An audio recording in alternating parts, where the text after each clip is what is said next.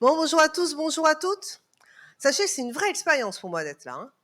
Je veux dire, normalement, si vous me perdez, c'est facile. La personne qui a pas le bon genre, pas le bon âge, c'est moi. Voilà. Donc, parmi vous, chercher l'intrus, c'est facile. La bonne formation, ça, c'est pas si mal, si mal. Pour vous dire, j'ai commencé l'informatique avec l'arrivée des disquettes souples et j'ai quitté l'informatique avec la clé USB ou le CD, vous voyez, un peu par là. Bon, ça veut dire que mes connaissances informatiques sont pas de première fraîcheur, le reconnais. Mais voilà, j'ai quand même un diplôme en traitement d'images numériques, traitement du signal 3D, à une époque où même pas vous imaginez comment c'était compliqué de faire du traitement d'images. Et je dois être une des très, très rares personnes à ne pas avoir trouvé de travail en informatique et avoir trouvé du travail en sociologie. N'essayez pas. Normalement, ça marche pas, hein. Alors, ni avec le même diplôme, ni dans le même pays, mais enfin, quand même, normalement, ça marche pas. Donc, je suis Isabelle Collet, je suis maintenant professeure en sciences de l'éducation à l'Université de Genève. Et ça fait 20 ans que je travaille sur les questions de genre et numérique.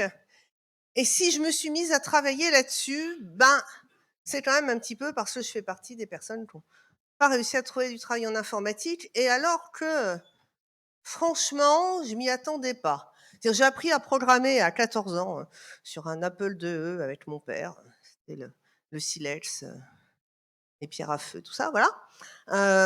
Ensuite, j'ai fait des études informatiques. J'ai fait des études informatiques jusqu'au bachelor. Et puis au bachelor, je me suis arrêtée parce que j'avais le sentiment que j'étais au max de mes capacités. Bon, rétrospectivement, ça fait rire vu les notes que j'avais au bachelor, mais enfin, c'était la représentation de moi-même que j'avais à l'époque. Donc j'arrête mes études, j'essaie de trouver du boulot et là, paf, je découvre que je suis une femme. Alors vous allez me dire, j'étais pas hyper observatrice. Non, j'avais des indices, hein, mais je pensais pas que c'était mal. Pour le coup, pendant toutes mes études d'informatique, ça semblait. Bon, j'ai bien remarqué qu'il n'y en avait pas beaucoup, beaucoup, mais franchement, c'était pas vraiment un souci. Et puis là, arrivé à chercher du travail, les employeurs ne me voient pas comme une possible développeuse, mais comme une possible mère allant générer des tas d'enfants dont j'allais m'occuper exclusivement. Et ils n'avaient pas super envie de m'embaucher. Et puis en plus, si ça se trouve, j'étais pas compétente. Donc j'ai commencé à être formatrice. Ah, j'ai enseigné la programmation. Bon, ça pouvait aller. Ensuite, j'ai enseigné la gestion des stocks informatisés. Ensuite, j'ai enseigné la bureautique. Et là, je m'approchais vraiment, vraiment du fond, quoi. Et je me suis dit: Fini, fini». Puis coup de chance, j'ai déménagé, j'ai repris mes études en sciences de l'éducation, j'ai découvert le genre et la sociologie. Je me suis mis à travailler sur ce qui se passe en études d'informatique et pourquoi de mon temps, on était encore un quart et que là, en 2000, au moment où je connaissais mes recherches, on était moins que ça. Alors que j'étais dans ce mythe de l'égalité homme-femme est en marche, on est dans un progrès continu, l'espace d'une génération, l'affaire sera réglée. Alors voilà, ça fait 20 ans que je travaille là-dessus, l'espace d'une génération, manifestement, on n'y est pas complètement, hein. Non. Donc je commençais à travailler là-dessus et là, j'ai eu plusieurs épiphanies. La première, c'est que je me suis rendu compte qu'en fait, j'étais bonne en informatique et que j'aurais pu continuer en master, mais que c'est pas comme ça que je me vivais et qu'on me l'a pas dit. Alors j'aurais pu le comprendre toute seule, hein.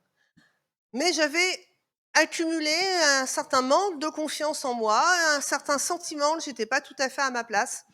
J'avais, pour mon bonheur personnel, mais mon malheur professionnel, épousé quelqu'un qui était vraiment très, très fort en informatique et je mesurais bien la distance, et qui est toujours très, très fort en informatique. Moi, je suis partie en sociologie et donc voilà, j'avais pas l'impression que c'était pour moi et là, quelqu'un m'aurait dit: non, ben, sérieux, tu déconnes, franchement. Franchement, on va faire le master. J'aurais dit, bah ouais, c'est vrai.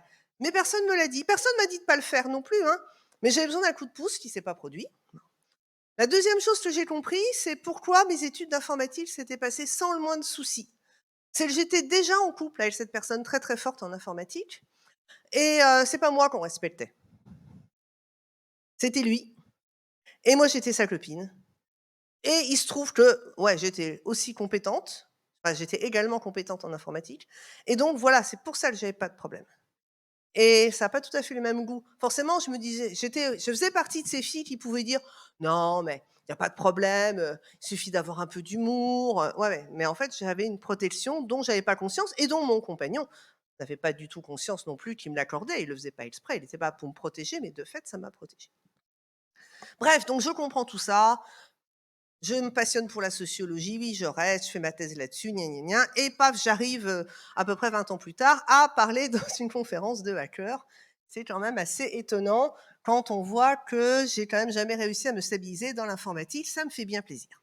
Donc sur ce, je vais vous parler des questions de genre en informatique, et on va commencer par un petit test de compétences, pour être sûr que tout le monde est à sa place dans cet amphi. Ça permettra à tout le monde de gagner du temps.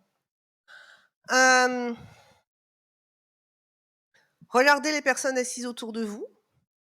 Arrivez-vous à déterminer si c'est des hommes ou des femmes? Si vous vous en sortez, restez, vous allez pouvoir suivre le reste de cette conférence. Bon, je vois qu'a priori, c'est bon. Personne ne se lève, donc c'est que vous en sortez. OK. Vous avez fait comment? Alors, pas de triche, hein. Me dites pas je le connais, je la connais. Non, ça c'est tricher. Hein. Imaginons que vous regardez ces personnes pour la première fois. Comment vous faites? Comment vous avez fait? Faites-moi une proposition. Allez, une proposition comme ça, comment vous faites? Merci. Voilà. Ouais. Voilà. Effectivement, il y a beaucoup de barbus et ça, c'est quand même un indice. Alors, certains hommes se rasent, ce qui nous complique la tâche. Et dans certains endroits, les hommes, enfin certaines personnes et aussi dans certaines ethnies, les hommes sont quasiment imberbes. Mais faut reconnaître que si on voit une barbe, on se dit haha. Il y a le droit à parier que ce soit un homme, et je peux vous le faire en sens inverse. Si vous apercevez que la personne a une poitrine, il y a le droit à parier que ce soit une femme. Et puis, comme vous aviez dit par là, on utilise des stéréotypes de genre, c'est-à-dire, bien sûr, tout le monde peut porter des bijoux, bien sûr, c'est pas illégal, je veux dire par là. Tout le monde peut porter une jupe, c'est pas illégal, encore que des fois c'est compliqué. Alors, il y a des choses qui sont légales, mais qui mettent votre vie en danger, mais bon, tout le monde peut porter une jupe. Tout le monde peut faire tout un certain nombre de choses, mais d'ordinaire, dans notre société occidentale aujourd'hui, ici, maintenant, certaines tenues sont d'ordinaire portées par les femmes, d'autres tenues sont d'ordinaire portées par les hommes. Le maquillage, c'est plutôt les filles. Les bijoux sont pas les mêmes, etc., etc. Et donc, ce qu'on fait, c'est un bilan super rapide. On voit quelqu'un, on somme toutes les infos qu'on a. Il y a des infos qui sont plus saillantes que d'autres. Vous voyez, barbe, on s'arrête. Et puis à la fin, on fait ce bilan. Il y a peu d'indices qui sont totalement fiables. Alors évidemment, si nous n'avions pas nos vêtements, nous aurions d'autres infos, mais on ne peut pas. Hein. Dans l'échange social normal, c'est quelque chose qui ne se fait pas. Vous n'auriez pas eu la cité divin si vous aviez proposé ce genre d'activité, donc on s'y prend autrement. Et on est devenus des experts et des expertes dans la détection. Et puis des fois, ça plante. On voit quelqu'un et on ne sait pas. Et là-dessus, normalement, on devrait se dire, la belle affaire. Imaginez, vous allez faire vos courses, vous arrivez à la caisse, et là, il y a une personne qui va vous encaisser. Vous savez pas. Alors, vous pouvez mobiliser les stéréotypes. Hein, en général, à la caisse, c'est des femmes, ça doit être une caissière, hein, voilà, mais ça colle pas. Vous n'arrivez pas à déterminer. Qu'est-ce que ça peut faire? Vous êtes en train d'acheter votre pack de coca. À la fin, le coca aura le même goût, il va coûter le même prix, ça va être tout pareil tout le temps. Et pourtant, toute l'interaction, et encore en repartant avec votre pack de coca, vous direz, mais c'est un homme ou une femme? Et si vous savez que les personnes non-binaires existent, et si vous savez que les personnes trans existent, vous direz, mais peut-être c'était une personne non-binaire, peut-être c'était une personne trans, et là encore, qu'est-ce que ça peut faire par rapport à l'interaction que vous avez eue? Alors évidemment, si vous avez des vues matrimoniales et reproductives sur cette personne, il y a des trucs qu'il faudra tirer au clair. Mais en général, on ne fait pas que ça dans notre vie. Hein. On a des tas d'interactions avec des gens où c'est pas ça qui est central. Enfin, vous, je sais pas, moi, plein, hein, voilà. Bon. Et alors pourquoi on est obligé de faire ce bilan? Eh bien parce que dans notre société occidentale, aujourd'hui, le fait de savoir si la personne est un homme ou une femme, ou une personne qui n'a pas envie de se définir dans cette dualité, c'est structurel de notre société. Ça nous donne le sentiment qu'on va avoir des infos sur cette personne et que ces infos vont nous être utiles, même si on ne veut pas. Hein. même si c'est pas conscient. C'est pas toujours ça n'a pas toujours été le cas. Sous l'Ancien Régime, on avait besoin de savoir quelle était votre classe sociale, si vous étiez noble ou pas, avant de savoir d'autres choses. Ça permettait de savoir comment on s'adressait à vous, si on pouvait vous parler mal ou pas, quelle couleur d'habit vous pouviez porter. Enfin, c'était absolument fondamental et le reste venait après. Dans les pays qui avaient des régimes d'apartheid, genre le sud des États-Unis hem, ou l'Afrique du Sud, ce qu'on devait savoir, c'est si vous étiez noir ou blanc. Et c'est pas si simple, parce que dans ce délire raciste, fantasmatique de l'apartheid, c'est pas uniquement lié à votre couleur de peau, parce que sinon ce serait trop simple. Il y avait des personnes qui étaient blanches, mais qui vivaient dans la crainte qu'on découvre qu'elles étaient noires, parce qu'un de leurs quatre grands-parents était noir et donc elles comptaient pour noires. Mais le hasard de la génétique les avait fait naître blanches. Parce que, évidemment, ce n'est pas une question de race, parce que les races humaines n'existent pas. C'est même pas une question de pigmentation, c'est une question de représentation symbolique. Bon, ben, aujourd'hui, j'ai pas dit qu'il y a plus de racisme. Et j'ai pas dit qu'il y a plus de question de classe sociale, hein. Mais aujourd'hui, en Occident, le marqueur premier, c'est votre sexe d'assignation. Votre sexe d'état civil, celui qu'on vous a donné à la naissance, c'est le marqueur premier. Et après, si vous essayez d'en bouger, comme vous faites quelque chose de perturbant, ça reste important dans les esprits, les gens le notent. Et pourquoi on le note? Parce qu'on va convoquer tout ce qu'on pense savoir des hommes et tout ce qu'on pense savoir des femmes pour entrer en interaction. Et on sait bien que tout ce qu'on pense savoir, il y a des chances que ce soit pas juste. Statistiquement, ça peut l'être aussi. Voilà. C'est-à-dire, on vous dit, c'est une femme, à votre avis, est-ce qu'elle fait du rugby? Non. Et statistiquement, vous avez des chances d'avoir bon. Donc tout ce qu'on va convoquer, c'est pas forcément faux. Et puis on sait bien que c'est pas tout à fait juste. Et en général, ça nous aide à pas grand-chose, mais on le convoque et ça nous permet d'entrer en interaction avec les gens. Et si on était dans des endroits, et d'ailleurs le début d'Internet a fait beaucoup d'expériences là-dessus. Au début d'Internet, dans ma signature, j'avais écrit Gender is a set of pronouns. On ne savait pas si j'étais un homme ou une femme, et finalement, mon genre, c'était juste le jeu de pronoms que j'utilisais. Donc dans les endroits où on ne peut pas savoir, il y a beaucoup de gens, moi en informatique, c'est un autre sujet, il y a beaucoup de gens qui sont franchement perturbés parce qu'ils ne savent pas comment interagir. Si je vous fais cette intro, c'est d'une part pour vous montrer à quel point, volontairement ou pas, homme-femme, c'est quelque chose d'important et de pertinent pour nous, enfin qui nous semble pertinent, et aussi à quel point on y est pour rien. Et donc, souvent, on me dit, moi, homme ou femme, je ne fais pas de différence, donc votre conférence, je ne vois pas pourquoi ça me concerne. Ouais, mais en fait, vous en savez rien. C'est-à-dire, vous voudriez ne pas faire différence, et tant mieux, sauf dans les moments matrimoniaux, enfin ça on en a déjà parlé. Vous voudriez ne pas faire de différence, mais de fait, vous ne savez pas, vous voyez, votre cerveau, des fois, il fait des trucs, il ne vous le dit pas. Vous ne savez pas quand vous êtes en train d'en faire.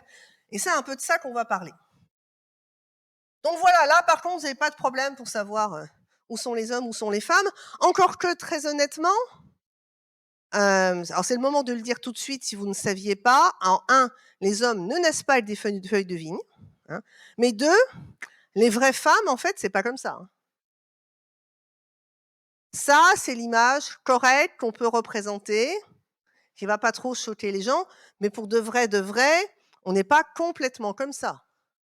Et d'ailleurs, les poupées qu'on offre aux enfants, elles sont pas anatomiquement correctes dans la très grande majorité des cas. Donc on passe notre temps à dire aux enfants que non, non, le sexe, la sexualité, tout ça, les hommes, les femmes, il n'y a aucun problème. Et on leur donne des jouets censurés parce que ça nous gêne. Et si on ne le faisait pas, vous avez la manif pour tous et tous ses descendants qui arriveraient dans la rue pour vouloir nous clouer sur des portes de grange. Bien, donc oui, même si on ne veut pas, si on n'y réfléchit pas, si on ne le conscientise pas, oui, on fait des différences et on a des réactions par rapport aux questions de sexe et de sexualité qu'on ne voit même plus qu'en fait, elles passent au travers un filtre de normes. C'est des normes, on a oublié leur évidence. Et donc, ce qui est intéressant, c'est de se souvenir, de retrouver l'évidence perdue de ces normes. Bon, Alors ça, on va passer vite, hein, c'est les chiffres, de la mixité en informatique. On va pas y passer 107 ans, hein, les filles, pour les retrouver, il faut une loupe, hein. Voilà, il y en a pas beaucoup, il y en a pas beaucoup et il y en a pas beaucoup et quand par hasard il y en a, eh ben, elles restent pas. Voilà, c'est-à-dire que tous les hommes ne restent pas en informatique non plus, mais la part des femmes qui s'en va, avant 30 ans est nettement plus importante que les hommes. Donc bref, il y en a pas beaucoup et comme je vous disais tout à l'heure, on a tendance à penser que l'égalité est en marche et qu'aujourd'hui est évidemment bien plus égalitaire qu'hier et probablement bien moins que demain. Et que donc, si aujourd'hui on a cette proportion-là de femmes en informatique, c'est qu'hier, ben, il y en avait zéro, voire c'était un nombre négatif. Alors allons voir un peu sur ce qui se passe sur hier, d'autant plus que moi, c'est quelque chose que j'ai découvert en faisant mon doctorat. C'est-à-dire, je suis partie en doctorat en me demandant: «Tiens, comment ça se fait que de mon temps, on était à peu près 25 et qu'aujourd'hui», donc j'ai fait ça dans les années 2000-2005, on est passé sous les 20 facile. Et avant moi, c'était où? On était comment? Et ben, voilà, j'ai découvert des trucs comme ça. Ada Lovelace, heu et alors là, elle est en surimpression sur son travail. Alors j'aime bien la mettre en surimpression sur son travail parce que si vous mettez pas ça derrière, c'est une femme de cour. On n'a pas l'impression que c'est une scientifique. Alors c'est une mathématicienne qui a rencontré Charles Babbage, qui était un ingénieur et mathématicien brillant anglais, qui avait fabriqué une machine mécanique à calculer qu'on peut voir au Musée des arts et métiers à Paris et sur cette machine mécanique, elle a écrit un programme pour calculer les nombres de la suite de Fibonacci et dans la foulée, elle a inventé la boucle, qui est, vous me l'accorderez, un truc qui sert assez souvent. Le programme n'a jamais tourné parce que la machine n'a jamais été au point. Le fait est, voilà, Ada Lovelace est la première personne à avoir écrit un algorithme pour une machine mécanique. À côté, vous avez Grace Hopper. Grace Hopper, elle a inventé la compilation. Bon, de mon temps, c'était important la compilation. Le langage COBOL aussi, même si c'était pas forcément ma tasse de thé déjà. Mais, en inventant la compilation, elle a permis à beaucoup de monde de pouvoir entrer dans la programmation informatique parce que, se contenter soit des langages interprétés, soit de l'assembleur, ça avait quand même un côté un peu insatisfaisant. Ces personnes-là sont les programmeuses de l'ENIAC. Alors l'ENIAC, c'est 8 tonnes, hein, c'est après qu'on a miniaturisé. C'était des tubes à vide, c'était pas hyper fiable, enfin bon bref. Les programmeuses de l'ENIAC, donc qui, comme leur nom l'indique, étaient à la programmation de ce monstre et je finis mon voyage avec Margaret Hamilton, qui a programmé le système embarqué du module Apollo et qui, comme il avait un système de détection d'erreurs plutôt efficace, qui pouvait passer outre les commandes, des astronautes quand elles étaient erronées et ben, le module s'est posé sur la Lune. Si vous avez vu la série For All Mankind, dans le premier épisode de For All Mankind, la panne qui empêche aux Américains de se poser, c'est la fameuse panne qui aurait empêché les Américains de se poser si Margaret Hamilton n'avait pas fait le programme et c'est une femme qui leur fait la remarque que normalement on pourrait passer outre, ils ne l'écoutent pas et c'est les Russes qui arrivent je vous spoil le premier épisode d'All Mankind, mais c'est pas grave. Voilà. Bien. Margaret Hamilton, qui a un personnage Lego à son effigie, qui est comme ça, est la première personne à porter le titre de d'ingénieur logiciel. Juste avant, Grace Hopper faisait partie des 10-12 personnes à pouvoir avoir le titre de senior programmeur. La première thèse en informatique en France, c'est Marion Créange, c'est une femme. Enfin bref, vous avez compris, aux origines de la programmation, il y a des femmes. Il y avait même beaucoup de femmes. Et comment ça se fait? Eh bien, la programmation était considérée comme un sous-produit du matériel. Le matériel, la construction des ordinateurs, c'était de l'ingénierie. Il y avait des cursus universitaires qui menaient de l'électronique, d'ingénierie, on voyait bien ce que c'était. Ça s'appelait le hardware et c'était les hommes. Et puis à partir du moment où on a eu des machines, on s'est mis à devoir les programmer, donc vous voyez d'où le côté sous-produit. Il n'y avait pas d'école de programmation puisqu'on était en train d'inventer la programmation en la faisant. Et là, on est allé chercher des mathématiciennes qu'on a sous-payées, que déjà c'était sympa de leur donner du travail. pour, de manière assez autodidacte, apprendre à programmer. Et ça s'est appelé le software. Et si les termes sont genrés, c'est parce que la profession était genrée. Comme sciences dures, sciences molles, vous voyez. Hardware, software. Alors quand je vous vois, on comprend bien que le fait de genrer ces termes n'a plus aucun sens aujourd'hui. Il peut même paraître extrêmement étonnant. Mais voilà, les termes étaient genrés. Et donc les femmes étaient nombreuses, pas dans toute l'informatique, hein, mais nombreuses en programmation, mais parce que c'était un métier sous-payé, dominé, considéré comme étant de faible importance. Dans les journaux des années 60, on cherche à attirer du monde en programmation, dont des femmes, et on leur explique que c'est un bon métier pour les femmes, la programmation. Pourquoi? Bah déjà, ça se fait avec un clavier, hein, comme les dactylos. Donc, vous ne serez pas dépaysés, mesdames. Et puis, un programme, pardon, ouais, un algorithme. Bah, vous en utilisez tout le temps. Une recette de cuisine, c'est un algorithme. Ce qui est vrai. Ça ne veut pas dire que l'inverse est vrai. Et enfin, là, l'argument massu, mesdames, si vous savez programmer un ordinateur, pardon, si vous savez programmer un dîner, vous saurez programmer un ordinateur. Ça n'a aucun sens. Cherchez pas, j'ai beaucoup réfléchi, non, rien, ça n'a aucun sens. Mais les stéréotypes n'ont pas besoin d'avoir de sens pour s'installer, mais ça prouve bien que les stéréotypes, on les a créés après. On avait besoin de rationaliser un ordre social qui avait mis les hommes au hardware et les femmes au software. Et donc, pour rationaliser cette séparation, qui était quand même essentiellement due au salaire et au prestige du métier et à quel niveau d'études on obtenait pour entrer dans tel et tel endroit, eh ben, on en a déduit que non, c'est parce que c'était un bon métier de femme. Et puis, on va pas aller plus vite que la musique, voilà, l'informatique, ces 2 i au nez ou elle bulle, les plaquettes de pub, alors ça se voit à la tenue de l'époque, hein, vous reconnaissez la mode, on est plutôt dans les années 70. On n'est pas chez Picard, hein, tout ça c'est l'ordinateur, les périphériques dans le fond là-haut en rouge et blanc, c'est l'ordinateur. Ouais, vous voyez le portable, on n'y est pas. Ça s'appelait des mini, hein, en fait à l'époque, hein.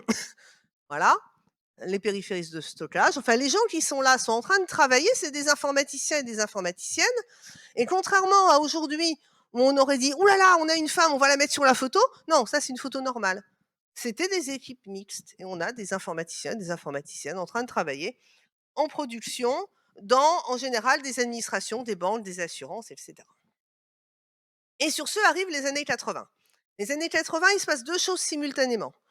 La première chose, c'est le micro-ordinateur.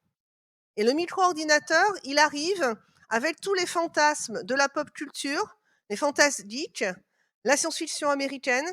Regardez le film War Games des années 80, vous avez tout assez au même endroit, c'est une merveille d'explication sauf que le garçon geek, il emballe les filles. Mais outre ce détail, on a déjà à peu près tous les stéréotypes déjà concentrés.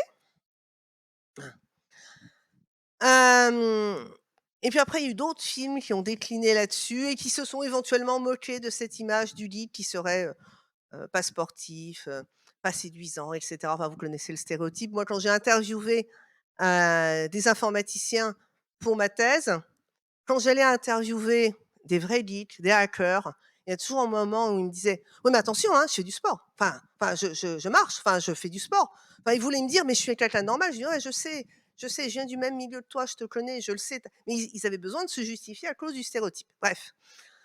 Donc le micro-ordinateur arrive avec tout cet imaginaire et c'est des imaginaires de pouvoir et de puissance, avoir la main sur le monde, contrôler le monde. Plus récemment, on a eu, Ready Player One comme film. Alors, le livre plus net que le film de Spielberg où il aime bien mettre des adolescents amoureux pour bon bref. Dans Ready Player One, vous avez aussi tous ces fantasmes de puissance, mais là, l'avantage, c'est qu'on crée un monde virtuel et l'informaticien a la main sur le monde. Donc ça et simultanément, les métiers de l'informatique montent en puissance, notamment les métiers de la programmation.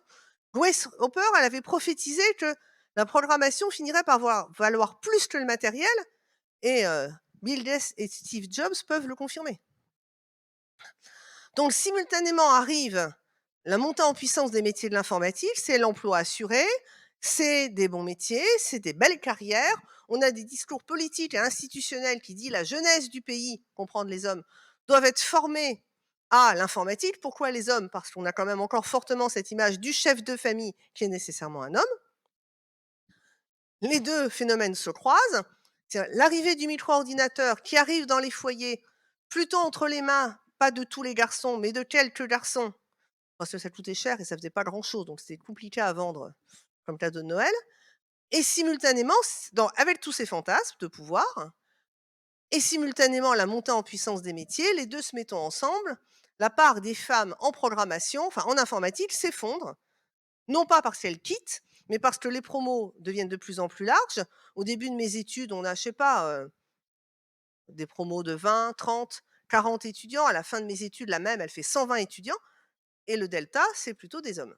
Enfin, c'est très largement des hommes. Vous voyez, ce visuel-là devient plutôt ces visuels-ci.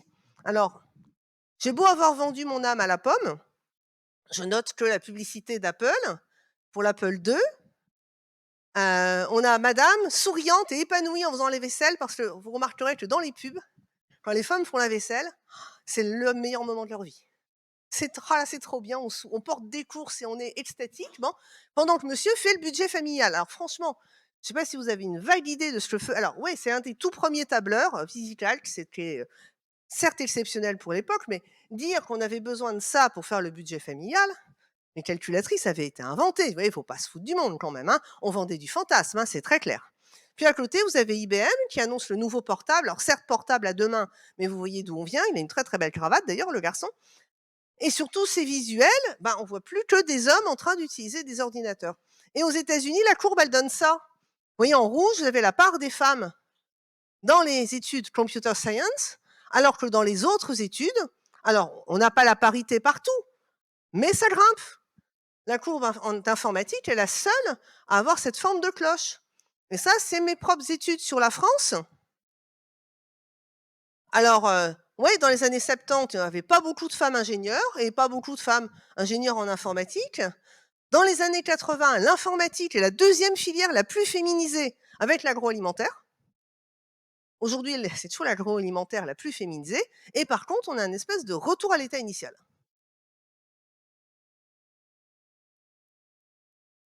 Et comme on est de mémoire courte et qu'on pense que le progrès est naturellement en avant, eh ben, on imagine que la situation qu'on connaît actuellement est la situation qui a toujours existé. Au moment de ma thèse, je suis allée dans des écoles d'informatique pour interviewer, enfin pour essayer d'avoir des données sexuées, ce qui était super dur en 2005. En façon générale, les écoles, ça a été une directive européenne de compter hommes-femmes séparés, mais à l'époque, c'était loin d'être évident. Surtout que je voulais remonter bah, jusqu'au moment où il s'est passé des choses, quoi. Le milieu des années 70, les années 80. Donc, je vais voir des écoles d'informatique, je rencontre des directeurs de filières informatiques et je me souviens d'un que j'ai rencontré. Il me dit: «Mais vous avez raison, il n'y a pas beaucoup de femmes en informatique dans ma filière d'ingénieur». Je m'en étais pas rendu compte. Il me tend le papier où il avait fait le décompte, 2 sur 25. Je lui dis: «Toi, mon garçon, tu pas hyper, observateur», mais bon, je dis rien. Il m'avait fait les chiffres, c'était déjà plutôt sympa. Il me dit: «Mais bon, depuis qu'on a ouvert cette filière, plus accès, télécom, internet, il y en a plus». Je retourne le papier, 4 sur 25, ah ouais, ça c'est doublé. Non, doublé, c'est sûr. Enfin, quand on part de 2, c'est pas dur, hein. Voilà, et puis ensuite, il enchaîne en me disant: «Oui, bon, ce serait mieux, mais qu'est-ce que vous voulez? Elles aiment pas, on va pas les forcer». Ça là, si je l'ai pas entendu, voilà, et il savait pas que dans sa propre école, 20 ans plus tôt, on avait forcé personne et elles étaient 30. Le problème dont je vous parle, il est strictement occidental. Je vous emmène en Malaisie. Malaisie, faculté d'informatique et de technologie de l'information de Kuala Lumpur, toutes les responsables de département et la doyenne sont des femmes, avec 40 de femmes en rectorat. En France, on atteint les 18, et spoiler pour la suite, si on atteint les 18, c'est largement grâce à des femmes non occidentales qui ont eu leur diplôme supérieur ailleurs et qui sont venues faire leur doctorat en France. En même temps, autant pour, le problème de parité dans les pays qui seraient non occidentaux, en tout cas en informatique, heureusement qu'elles sont là pour faire un tout petit peu de mixité. Penang, 65 d'étudiantes en informatique, 7 professeurs sur 10 sont des femmes, ainsi que la doyenne. Que se passe-t-il? Alors, les Norvégiennes qui ont travaillé là-dessus, elles ont titré ironiquement: «Est-ce que la Malaisie serait un pays cyberféministe? On ne se serait pas rendu compte». Alors non, c'est pas ça. C'est qu'en Malaisie, l'informatique, c'est un vrai métier de femme. C'est un métier du tertiaire qui n'est pas dangereux physiquement, qui n'est pas salissant, où on n'a pas besoin de porter de lourdes charges. On peut l'exercer chez soi, depuis chez soi, en gardant ses enfants ou ses parents âgés. C'est un métier parfait pour les femmes. Et elles renchérissent, ces Malaisiennes informaticiennes, que plus l'informatique est théorique, plus elle est féminine. Alors que vous vous souvenez, ce gars qui me disait: «Ah mais avec internet, tout ça, les télécommunications, les femmes aiment bien la communication, donc il y a plus de filles». Non, plus c'est théorique, plus c'est féminin parce que plus on peut rester seul à programmer chez soi, moins on a besoin de voyager, voir le monde, faire du marketing, placer des produits, tout ça. Donc, plus c'est féminin. C'est absolument parfait l'informatique. On est bien d'accord que ici, notre représentation de l'informatique, c'est pas sur ces critères-là. Ils sont pas faux, mais c'est pas comme ça qu'on l'incarne.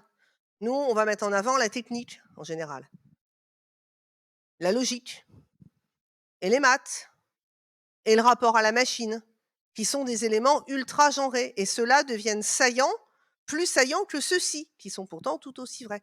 Alors maintenant, on va prendre un autre métier, un métier salissant, dangereux, où on travaille la nuit et les week-ends, où, la force physique est nécessaire et où c'est très important parce qu'on a la vie des gens entre ses mains et c'est infirmière. C'est un vrai métier d'homme. Ah non! Alors pourquoi les métiers en soins infirmiers sont occupés par 90 de femmes alors que c'est un métier, alors oui, salissant, bah ouais, dangereux, il y a des maladies, hein, et puis voilà. Il faut porter de lourdes charges parce que les patients, inanimés ou inconscients ou impotents, ils sont lourds.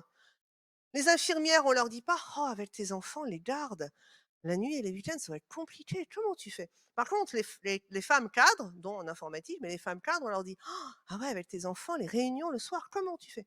Bah non, les infirmières, on leur dit pas, elles font des métiers de femmes, elles se débrouillent. Évidemment que c'est compliqué. De toute façon, toute personne qui se pose la question de l'articulation vie de famille, vie professionnelle, homme, femme, castor, je sais pas, c'est compliqué. C'est pas fait pour. On a 2 sphères qui sont en concurrence sans arrêt, la famille et le travail. On peut articuler, on peut faire au mieux, on peut partager, mais de toute façon, c'est compliqué. Bien sûr, pour les infirmières, c'est compliqué. Mais on imagine qu'elles vont s'en sortir puisque de toute façon, elles sont dans un métier de femme. Alors que les femmes cadres, on imagine que ça va rester compliqué parce qu'au fond, on a du mal à les imaginer dans ce métier. Donc bref, à quoi on reconnaît le sexe d'un métier? Ben, essentiellement au sexe des personnes qui les exercent. Le métier d'infirmier, d'infirmière, si je le décris, je mettrai en avant le soin aux autres et puis c'est un métier intrinsèquement subalterne des médecins. Ça en fait un vrai métier de femme. Bien, alors tout ça, le temps passe. Ouais, OK, ça va, je m'en sors encore à peu près. Alors aujourd'hui, on en est où? Bon, des fois on me dit: «Non mais OK, OK, mais quand même aujourd'hui, question stéréotypes, tout ça, les jouets, les enfants, l'école, machin, ça va mieux». Ceci ne vient pas du siècle précédent. Hem On vous projette dans des univers qui sont pas les mêmes. Trop cool! Le nouveau magasin transportable vient d'ouvrir ses portes. Vite! Emma, Manon et Célia découvrent la nouvelle collection de robes, de sacs et il y a même des montres. Les amies vont-elles trouver leur tenue idéale? Vous voyez, j'essaie de mettre un peu un esprit d'aventure en le lisant, mais c'est faut reconnaître que c'est compliqué, hein. Alors que de l'autre côté, j'ai pas besoin de vous le lire, vous comprenez bien qu'il y a un souffle épique qui est pas le même. Et personne n'a dit que c'était illégal pour les garçons de jouer à ça ou illégal pour les filles de jouer à ceci, mais il y a plusieurs phénomènes qui se passent. Déjà, si on veut avoir des copains ou des copines pour jouer avec ça, vaut mieux jouer conforme. Et si on est garçon et qu'on joue avec ça, on va se faire traiter de PD, donc on fait bien attention de jouer avec ceci. Voilà. Et quand on est une fille et qu'on joue avec ça, plus tard, ça vous amène à faire de l'informatique et on pense que vous êtes une intellectuelle et qu'on va se faire chier. Et de toute façon, vous ne pouvez pas être séduisante vu que vous êtes une femme scientifique. Et deux, trois efforts en termes de féminité seraient plus intéressants. Donc, bien sûr, on peut toujours transgresser les normes, et les informaticiens savent souvent que ça a un coût. Et d'ailleurs, c'est intéressant de voir qu'en informatique, ça a beau être un métier où les hommes sont très nombreux, c'est pas un métier qui fantasme sur les dimensions habituelles de la masculinité hégémonique. La masculinité hégémonique étant être musclé, être résistant et dur au mal, et ce qu'on appelle la puissance sexuelle, c'est-à-dire sauter sur toutes les filles. Par contre, dans les jeux vidéo, on la transporte. Donc ça, c'est pour les jouets. Alors des pages comme ça, j'en ai des tas, hein, je vous le fais en bref. Et puis, regardez sur comment les choses, elles changent pas tant que ça. En haut, vous avez un manuel d'apprentissage de la lecture des années 2010. Elle lit, il compte. Oui, alors j'avais compris, les filles, le littéraire, les garçons, les maths, j'avais compris. 2010, une éternité. Certains d'entre vous n'étaient peut-être même pas nés à cette époque. Ça, c'est 2017. Dans un programme qui voulait inciter les filles à aller faire des maths. Ils sont allés dans une banque d'images, ils ont trouvé une image libre de droit, et qu'est-ce qu'elle fait, cette image? Elle lit le compte. Et ils l'ont pas vu. Et maintenant que je vous le mets sous le nez, évidemment, vous le voyez. On va jouer avec Google Images. Je l'ai fait hier pour être sûr d'avoir des images rafraîchies. Alors, un écolier, c'est un petit garçon qui va à l'école ou un gâteau. Une écolière. Alors, en plus, j'ai masqué la plus réussie. C'est vraiment dommage. Celle que vous voyez pas là dans le coin, elle était vraiment tip top. Bon, avec des gros seins, tout ce qu'il fallait. Une écolière, c'est souvent une femme hypersexualisée en déguisement d'écolière, à jupette très courte, derrière laquelle il y a des sites érotiques qui vont vendre des services. Et c'est d'ailleurs aussi pour ça que leurs images montent devant. Alors maintenant, dans le langage courant, une écolière, ça veut dire quoi? Alors pour vous, je sais pas, mais pour moi, ça doit être parce que je suis en sciences de l'éducation, c'est une petite fille qui va à l'école. Pour Google, visiblement, non. Mais comment se projette une petite fille qui va à l'école si elle tape sur Google Images ce qui est supposé la représenter? Et après, on se dit, oh, ça alors, il y a des crop tops à l'école. Mais d'où ça peut venir un truc pareil? Je me demande. Voilà. Internet et l'IA nous renvoient une image déformée. Alors, vous avez peut-être déjà joué avec des traducteurs français-anglais. Alors, français-anglais, ça marche aussi, mais c'est plus frappant. Là, j'aime beaucoup le finnois-français. En finnois, le pronom est neutre. Donc, Google Translate, vous pouvez jouer avec DeepL, ça marche pareil. Fait des paris statistiques sur le pronom. Donc, sur un pronom neutre, on obtient il est riche, elle est sexy, il a une super voiture, elle a un joli cul, il fait du sport, elle a mal à la tête, il investit, etc., etc. Parce que statistiquement parlant, devant elle cherche sa fille à l'école, ça doit être elle, et devant candidat à la présidence, ça doit être il. Statistiquement probable, ça n'a jamais voulu dire pertinent. Ça veut juste dire statistiquement probable, hein, on est bien d'accord.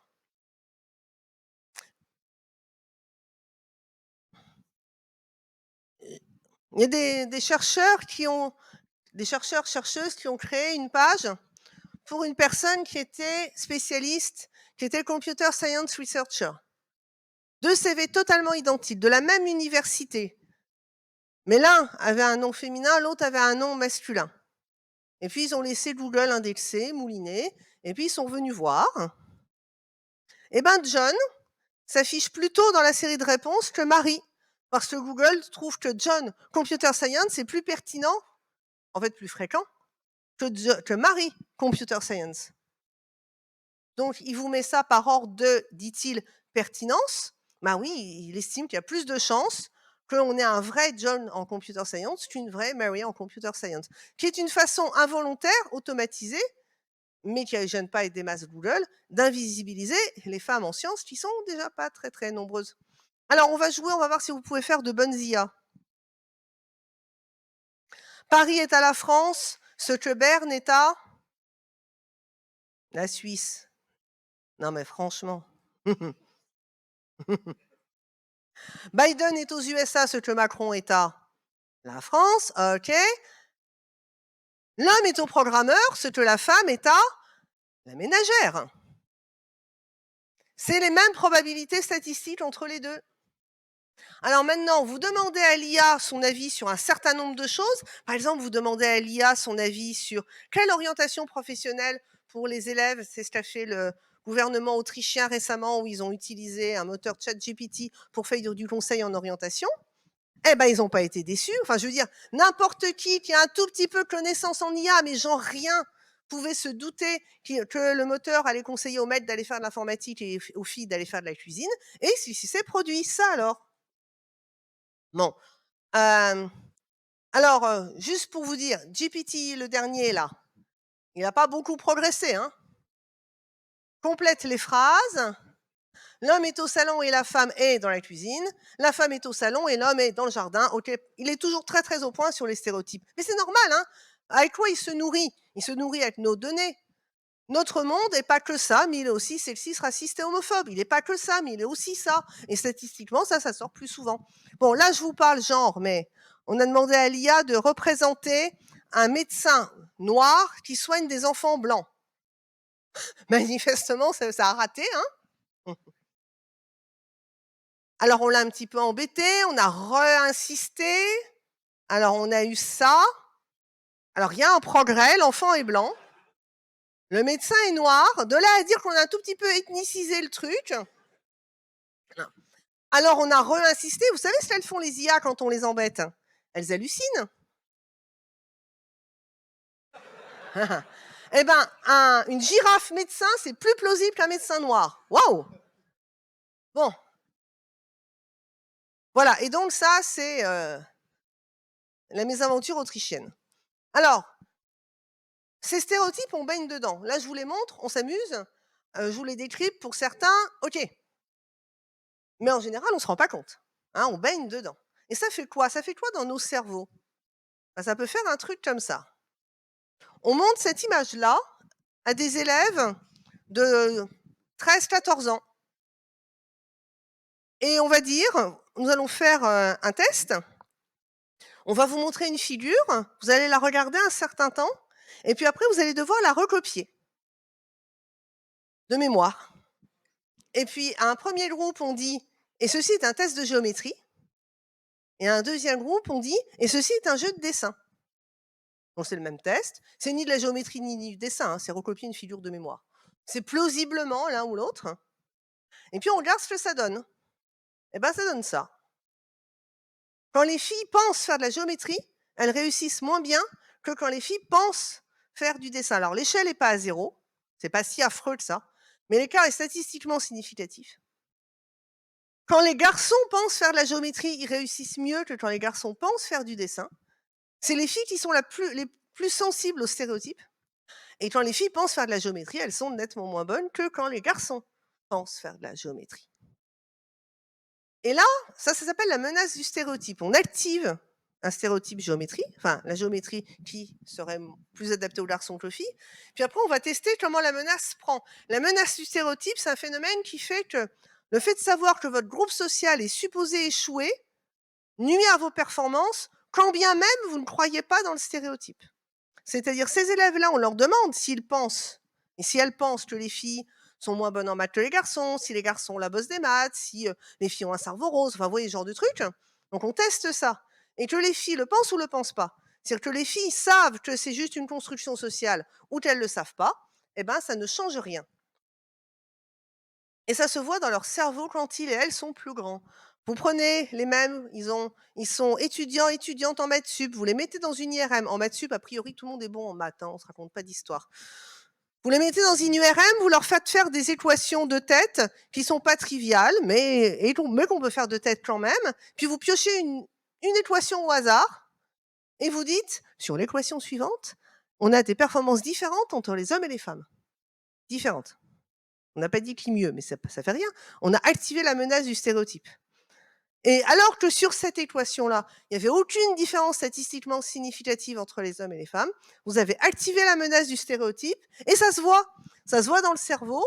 L'air qui inhibe, enfin qui est là pour inhiber les émotions négatives s'active, mais ça suffit pas parce que là, on a des écarts de performance significativement différents. Bon, j'avais bien 45 minutes, hein, c'est bon, là, je suis au bout, on est d'accord. Alors maintenant, comment on va faire pour changer tout ça? Bon, ben, il y a des endroits qui ont mis en place des mesures incitatives pour changer les choses. Ce qu'il faut comprendre, c'est que ça ne va pas changer en soufflant dessus. Ça ne va pas changer en disant «Oh, les filles, cool, venez!» Ben non, évidemment, c'est beaucoup plus compliqué que ça. C'est des endroits où ils ont réussi à monter à 40-50%. dont l'école 42 Paris qui partait avec 5% pénible dans une ambiance ultra toxique pour les filles et qui maintenant arrive, alors elle n'est pas tout à fait à 40, mais qui arrive à avoir un peu de mixité. Alors comment on fait ça? Eh ben, faut avoir des mesures volontaristes. À NTNU, c'est-à-dire en Norvège, voilà les mesures qui ont été mises en place. Et alors, ouais, j'ai mis un truc en rouge, ça s'appelle quota, qui parfois énerve. Alors, comment ils ont fait leur quota? Ils ont recruté la promo normalement et les 30 places venant ensuite, ils ont pris que les femmes sur la liste d'attente. Et là, on va me dire: «Ah oui, mais alors on risque de baisser le niveau parce que si on prend des femmes qui n'ont pas le niveau», ou bien encore: «Oui, mais si on prend des femmes alors qu'il y avait des hommes qui avaient le niveau, et ben, on va prendre la place». Bon, et puis des femmes qui vont dire: «Oui, mais moi je veux pas être là parce que je suis une femme, je veux être là pour mes compétences». Alors là-dessus, on va mettre les choses au clair tout de suite.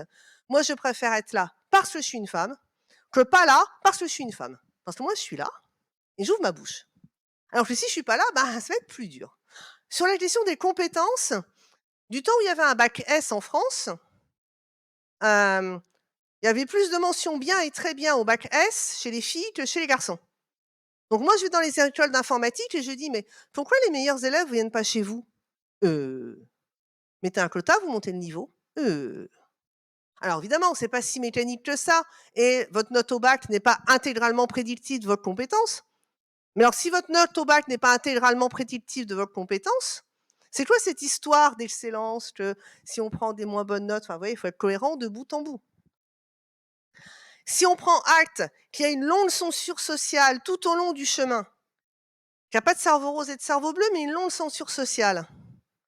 Quand je suis dans un amphi qui est avec 10% d'un sexe et 90% de l'autre, alors que ce soit un amphi d'informaticien ou un amphi en travail social, où on n'est pas tout à fait là-dedans, c'est qui les 30% de personnes, 40% de personnes qui sont là grâce à une discrimination positive continue en leur faveur depuis la naissance?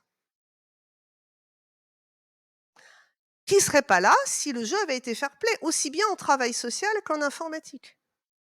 Donc, quand on fait un coup de pouce de rattrapage, on n'est pas en train de discriminer les hommes, surtout qu'entre 90% versus 10, d'ici qu'on discrimine, vous voyez bien que, ouh là, et qu'en plus, on est dans un métier en tension et qu'il y a quand même de la place, ce qui n'est pas la même chose en travail social. Ce coup de pouce, s'il rattrape cette censure sociale qui s'exerce tout du long, pourquoi pas? Bon, Carnegie Mellon s'en est tiré sans quota. Moi, honnêtement, le quota, je trouve que c'est une solution efficace mais intellectuellement décevante. Sans quota, je préfère, mais ça coûte plus cher. C'est plus long, faut investir. À quoi ça sert de faire des cours sur le genre? Bah, c'est un petit peu ce qu'on fait, actuellement, vous et moi. Quand je vais interviewer des filles qui sont en informatique, qu'est-ce qu'elles me disent? Alors elles sont donc, on est d'accord, hein, 10. Elles me disent: «Bon ben», je me souviens d'une promo, il y avait 40 mecs, il y avait 2 filles. Bon, les filles, elles me disent: «Bon, bah, sur les 40 mecs, il y en a 30, j'ai pas de problème avec. Et sur les 30, il y en a même 5, 6, c'est mes potes, ils sont super sympas, j'adore, voilà, bon. Mais il y en a 10, ils sont toxiques». C'est pas forcément les meilleurs d'ailleurs. Ils se disent que probablement en écartant les faibles, c'est-à-dire les filles, ce sera plus simple pour eux. Ils sont, extrêmement jaloux de voir si par hasard des filles ont des meilleurs résultats. De toute façon, ils ont construit leur masculinité sur agresser les filles. Ils sont pas beaucoup, mais comme elles sont 2, eh ben, c'est temps plein. Elles ont que ça à faire, il y a que 2 filles. Et quand elles se plaignent à ces 30 mecs plutôt sympas, eh ben, elles sont parfois un peu déçues du soutien. Alors oui, les potes disent: «Non, t'es trop con, fous-lui la paix», sans se rendre compte forcément que c'est un système. Alors un système qu'elles connaissent depuis l'enfance, hein. Mais que là, évidemment, ils peuvent leur emballer parce qu'ils l'ont sous le nez, mais que à la fête, on a tous et toutes un peu picolé quand ils mettaient les mains aux fesses à tout le monde parce qu'il était bourré, c'était trop drôle, ils étaient pas forcément là. Voilà. Et puis alors, par contre, tous ceux qui sont indifférents parce que: «Ah ouais, non, mais les filles, c'est vrai que quand même, hein, elles ont raison, hein, de râler». Et toi, tu fais quoi? Non, parce que si tu les aides pas, c'est que tu es d'accord avec ceux qui mettent les mains aux fesses, hein, on est bien d'accord là-dessus. Et puis ce que disent aussi les filles, c'est que parmi ces mecs, qui sont pas méchants, mais qui sont plutôt indifférents, allez, imaginez que chacun fasse, allez, une blague sexiste par mois, hein, qui fait pas une blague sexiste par mois. Elles sont 2. Ça G continue. Alors, au bout d'un moment, c'est pas fun. Avant, quand je faisais ces conférences, ça m'arrive plus, donc c'est pour ça que je peux vous le dire. Avant, je faisais ces conférences, à la fin, on se retrouvait au pot, et puis il y avait toujours un mec qui venait et qui me dit: «Ouais, mais alors des blagues sexistes, il y en a quand même des drôles, hein. Tenez, celle-là, par exemple», et il m'en racontait une. «Tu besoin de faire pipi sur le lampadaire, là? C'est quoi ce truc, quoi?» Et une fois, je dis ça, et en sortant, il y a un gars qui me dit: «Alors, je sais que vous avez dit de pas vous le faire, mais quand même, celle-là, elle est drôle». Et d'où tu te permets? Voilà.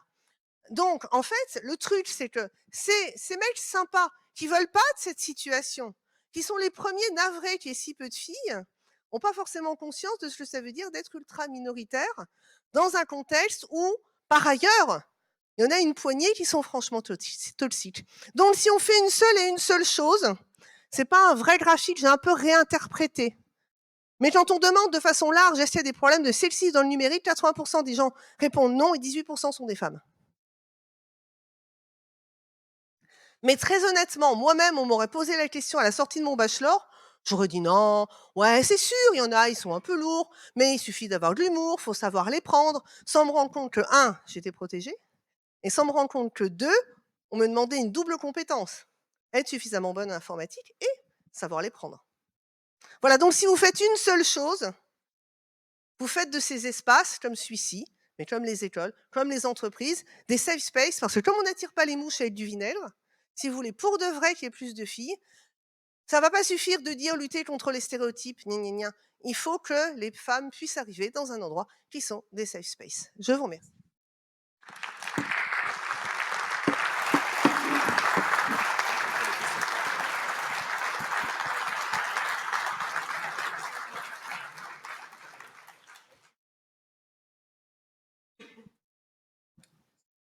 Merci pour la présentation. J'avais une question. En fait, comment on passe d'une entreprise, par exemple, qui a des filles ou des femmes en minorité, comment on fait? Parce que c'est facile, entre guillemets, pour une école. On a plein d'étudiants qui viennent postuler. On peut mettre en place des quotas, etc. Dans une entreprise, c'est plus compliqué. Comment on fait pour passer d'une minorité où, forcément, comme vous dites, il suffit d'une blague sexiste par mois pour qu'il y en ait tous les jours, à une situation d'équilibre où ça se passe pas trop mal. C'est entre guillemets facile pour une école. Comment on fait dans les entreprises? Alors, je vais pas botter en touche, mais je suis plus spécialisée en enseignement supérieur qu'en entreprise. Mais néanmoins, euh, c'est sûr que vous avez un problème de vivier. Enfin, on va pas se raconter d'histoire. Il y a des boîtes qui prétendent que le vivier, tout ça, vous, c'est vrai. Il y a un vrai problème de vivier. Donc, pour moi, rationnellement, sans utiliser les mots extraterrestres, magie et choses comme ça, les choses qui me semblent le plus plausibles, c'est de faire des partenariats avec les écoles. C'est-à-dire, votre vivier sort d'école. Il y a un certain nombre d'écoles qui cherchent à recruter des personnes valables qu'elles pourront mettre en emploi. Si une entreprise peut faire un partenariat avec une école pour gérer ses flux d'entrée, elle peut faire pression sur l'école pour qu'elle mette en place des mesures pour ensuite pouvoir avoir un peu de mixité. Donc ça, c'est une première chose. Par ailleurs, c'est pas le tout de les attirer, il faut aussi les maintenir. C'est-à-dire, euh, faites des entretiens de sortie des filles qui sont venues chez vous et qui partent. C'est instructif. Voilà. Elles partent, elles ont rien à perdre. Donc s'il faut balancer, elles balancent. Si elles vous disent: «On m'a fait un pont d'or, c'est trop génial», OK, c'est cool. Si elles vous disent: «Ouais, alors il s'est passé tout ça», bah là, vous comprenez pourquoi vous en avez pas. Et le nombre de chefs d'entreprise que j'ai pu voir en disant: «Ah, je comprends pas vraiment chez moi, rien à dire». Ils sont sincères. Alors ouais, pas tous, mais il y en a, ils sont sincères, vraiment ils comprennent pas. Et quand moi je vais interviewer les personnes de leur équipe, eh ben, c'est pas si clair. Alors, le problème, c'est que ce qui leur arrive à ces femmes, c'est pas forcément tellement pire ce qui peut arriver à des hommes, mais c'est surtout que comme elles sont tellement peu et que ça peut se concentrer sur elles, voilà, faites des entretiens de sortie aussi pour savoir pourquoi vous n'avez pas réussi à les garder. Et puis aussi, proposer des carrières. Parce qu'il y a aussi un certain nombre de femmes qui partent parce que ça avance pas. Voilà, elles sont là et ça avance plus. Ça avance plus parce que je me souviens d'une femme qui me disait: «J'ai peut-être pas fait la carrière que j'aurais dû, mais moi j'attends que mon chef me reconnaisse». Eh ben, t'attends. Alors évidemment, c'est le job du chef d'aller la reconnaître, Mais une présentation de soi qui a tendance à pas être la même. Donc ouvrez des carrières.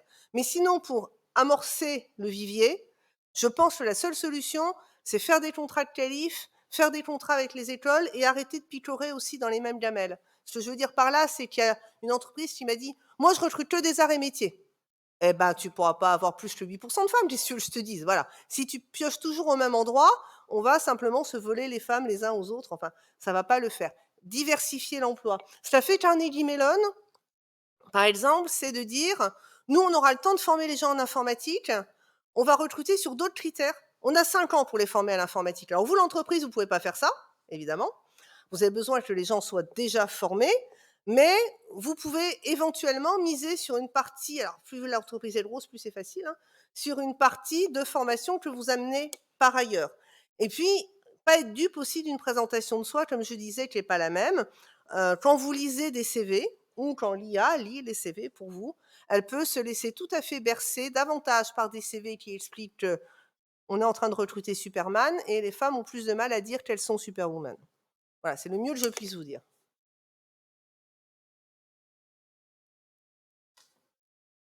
Est-ce qu'il y a d'autres questions?